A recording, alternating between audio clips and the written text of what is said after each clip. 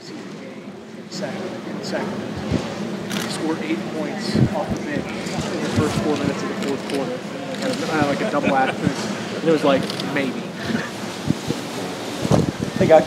Hey, James. How we doing? Open it up to questions for Coach. James, you've talked a lot about needing to be honest and look You're at your very problems. aggressive right there. I mean, you want to make sure you get the first question. That's right. You drove all the way here, had to. You talked about being honest about your problems, even though the success may sometimes cover them up. So with your defense, what problems, if any, have you seen so far that need to be corrected by the week? I still think we can be more consistent being gap accountable. So we run a lot of twists and games up front, and there's been times where we've gotten creased or gotten a decent run against us because the offensive lineman has sealed off a twisting or slanting defensive lineman. So I still think we can be a little bit better there.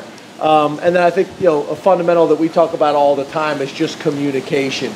There's so much going on now in today's football where people are checking at the line of scrimmage, and when they check, they're trying to check into a play that they think is going to be good against the defense you're showing. So then you like to try to check as well, but that takes work in terms of communication, getting all 11 guys to get the change.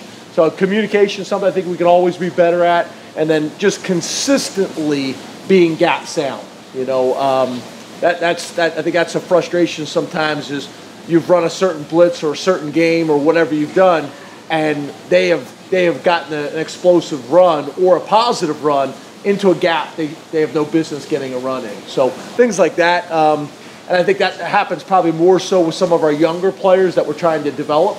So that's probably what I would say. James, when you have more of a developmental practice like this, what are you able to get out of it? And were there guys who maybe stood out to you that you hadn't had a chance to see a whole lot of during the course of the season? Yeah, a couple things you get accomplished. You're able to take some of the wear and tear and the pounding and running off of the vets and still get some work done, which I thought we were able to get that accomplished this week. And then each practice we had a bunch of stuff with the young guys, probably at least 3 12-play scrimmages per practice with those guys. And then tomorrow we'll have a GA run, only GA run, which is great for them from a development standpoint. They get to run their own meetings. They get to come out and run their own practice. It'll be just the GAs and the non-travel guys. So that'll be really good. Some guys, I think that stood out. I think I would probably say Journey.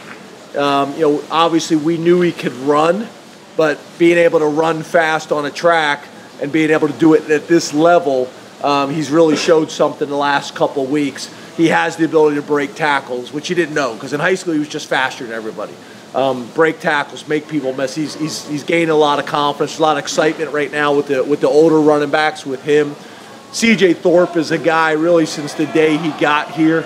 I think he's got a chance to be one of the more physical, intimidating blockers in the Big Ten. He's still got to improve in a pass game perspective. But there are 2 guys that probably jump out to me. On defense, probably Sutherland. Very physical guy, very mature guy, very detailed, very coachable. They're probably the guys that probably jump out to me the most right now. James, now so far this year you guys have a lot more interceptions, obviously.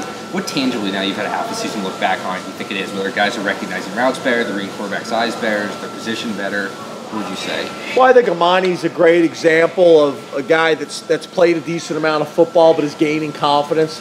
I think the biggest thing is in the off season, our guys committed to it. In the past, it had always been the wide receivers and the tight ends on the jugs machine for an hour, every day, or for a half hour at the end of a lifting session or whatever it may be. And this year, you saw the linebackers doing it, you saw the safeties doing it, you saw the corners doing it, and with the wide receivers and different drills and things like that. So I think there just comes confidence with that.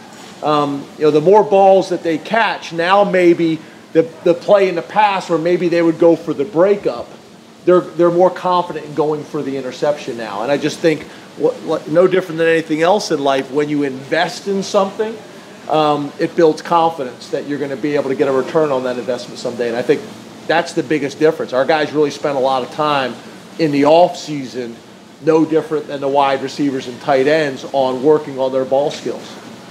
James, how do you assess Ryan Buckles' play?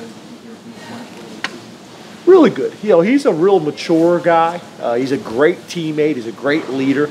He's been a guy that was a huge proponent of playing Etor Matos this year. Kind of wanted to take him under his wing and felt like he could help us this year. That was a kind of a hot topic discussion this year with the coaches on whether we were going to play him or not. Now, after losing Torrance, obviously we're glad that we did. I think that was a really important decision for us. And then he's also a big proponent of Shaka. He's just kind of one of them, vets that kind of gets it, the developmental aspect, the leadership aspect, the mentoring aspect of our program. And he's also a guy that, he's willing to give up some of his reps for Shaka or for Etor, things like that. So obviously he also creates some flexibility to be able to move inside in our wild package, our 4 defensive end package and things like that. So he's just a really mature guy. And, you wish you had 20 of guys like him in terms of just the type of teammate he is and the type of guy he is in our program. How much does that account for when you have a guy saying, I think he can help us out? Does that factor into the coaching decision, or do you guys kind of say, hey? No, I think everything. I mean, what you're trying to do when you're making these decisions is you're trying to make a decision more than just what Sean Spencer sees at practice every day with the defensive line. It's what Todd Kolko's telling us about his maturity when it comes to academics. It's what Dwight Gold has told us, in terms of his summer workouts and his explosiveness. And then it's also his peers. Do they feel like he's ready? Do they feel like he's mature enough? Do they feel like he's going to be able to handle all those things? So, yeah, I think I'm not saying that's the deciding factor, but I think all those pieces of information allow you to make better decisions the more resources you have. What are the 3 things you want to get accomplished from a recruiting perspective next 2, 3, 4 days, however long you're out on the road? Yeah, so we all leave tonight. I leave right after this, fly to Texas. We'll be all over the place. Most of the staff, except for the coordinators, will be out all those days. I think Wednesday, Thursday, Friday, and be out at games on Saturday. I don't think I get back here until 12 or 1 o'clock in the morning Saturday night. I won't get till Texas till 12:30, 1 o'clock in the morning tonight. I think the coordinators have one less day. I think they're both coordinators, 2 less days. I think those guys are in some part of Friday to clean up some of the game plan stuff, to get a little bit more of a head start. This week we were able to get some of it, but we spent a lot of time, to be honest with you, on ourselves, not necessarily Michigan. We spent a whole day just on ourselves in terms of self-scouting, tendencies. One of the other things that we do is I had some of the staff members on offense and defense do a report on the other side of the ball. So rather than us just kind of looking at ourselves, have some of the defensive staff members do a report on our offense, see things that they're seeing. Because I think a lot of times, no different than you guys, you kind of write an article, you got a typo in there, but you've looked at it so many times you skip right over it. The same thing with us. We're too close to our work sometimes. So getting a fresh set of eyes in there, I think, is important. So I like where we're at, but it's going to be important Sunday. Sunday is going to be a bonus day for us because typically on Sundays we spend half of the day grading the previous film, and we're going to gain that. Is there anything you got out of that you didn't expect, or anything interesting that you were able to see with defense looking at offense looking at defense? Yes. Cool. Yeah. What's the player schedule like, James, after Thursday? Do you allow guys to go home, or how do you handle that situation? Yeah, the hard part is, so the veterans are off now from football until Sunday. The non-travel squad guys, they have practice tomorrow, and then they're off Friday, Saturday until Sunday.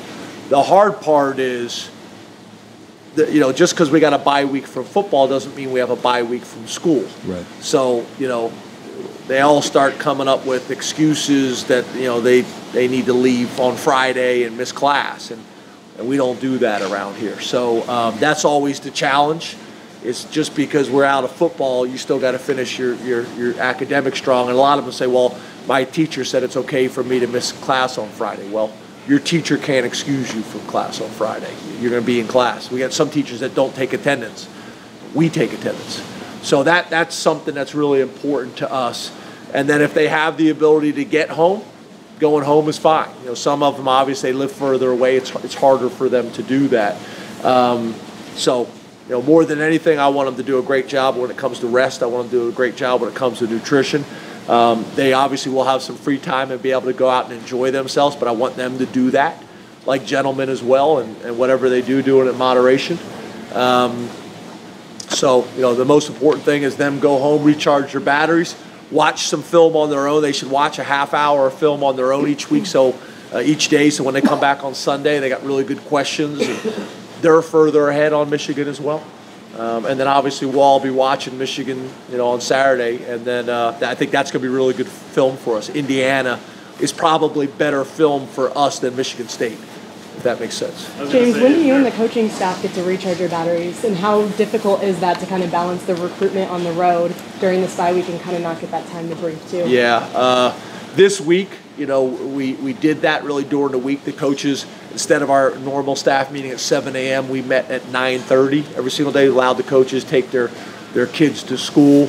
You see this thing called the sun that comes up in the morning, which is really pretty amazing.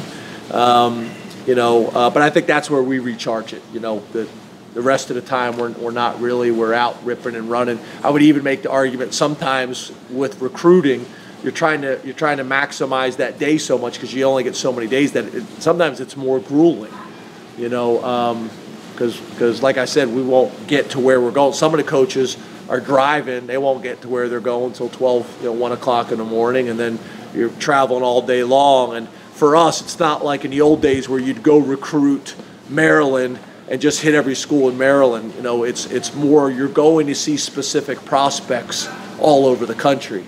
So it's pretty demanding. So yeah, we'll get our time off after signing day. You've talked about looking at the past 4 games for your next opponent. They played a service academy. They played 2 quarterbacks. They played in a hurricane.